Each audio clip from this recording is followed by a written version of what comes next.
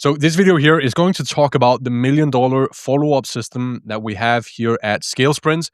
And for context, we are an outreach agency. We work with consultancies and agencies to build the modern outbound systems to maximize lead generation. And I'm going to talk specifically about how to follow up in 2026, because I think that follow-up has become increasingly important with time.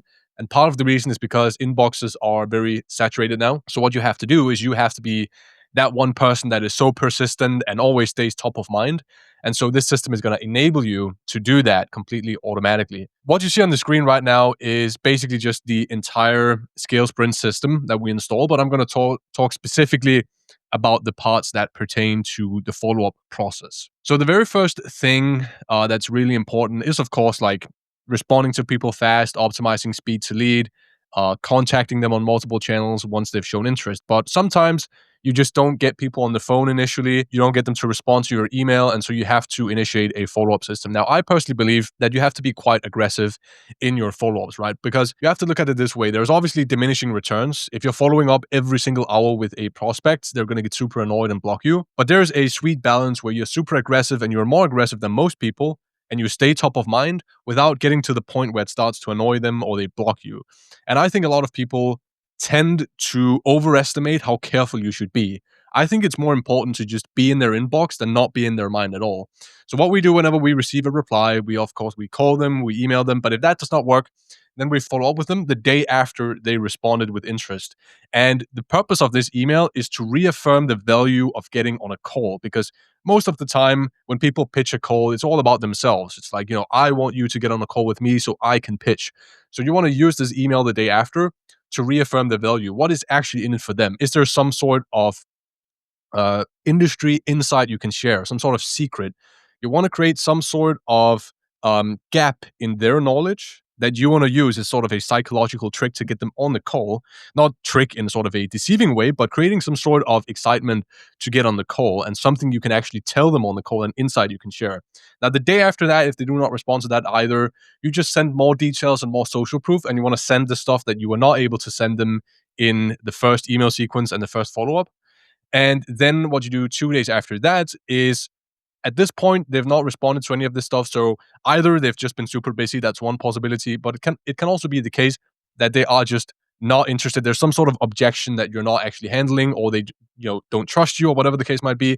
So in this case, we recommend basically sending a personalized video. So actually filming a Loom video, talking specifically to them. Now, this can be time consuming. So, if you don't have the time for it, it's not necessary. But in a lot of cases, it can win you a deal and actually be worth your time.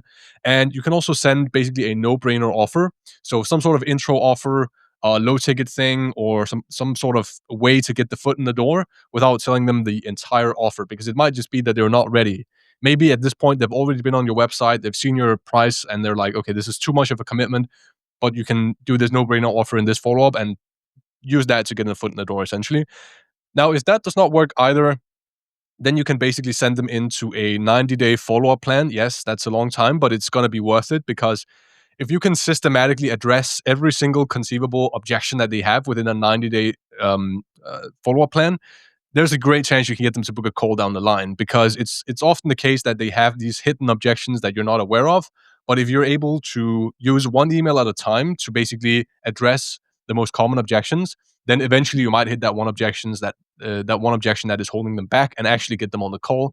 So that's what you want to do with the 90-day follow plan. Additionally, you also want to connect with them automatically on LinkedIn, which is very easy now, because HeyReach and Instantly, they have an integration now. So it's super easy to set up that automation. And then you just do basically a 10-step sequence on LinkedIn as well. And you can also SMS them as well. You can use Clay to find their mobile number, and then you can start doing that as well. So you basically follow up with them on multiple channels. And again, this might seem like quite a lot, but in these days, it's just really important. This is how you actually get people on a call and get people to commit to that first micro commitment.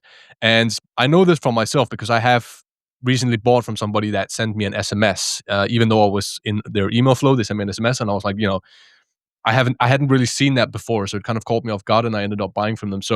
So I know that it works, because it works for us, our clients, and I've even purchased myself from somebody doing this to me. So this is the sort of stuff you want to do these days.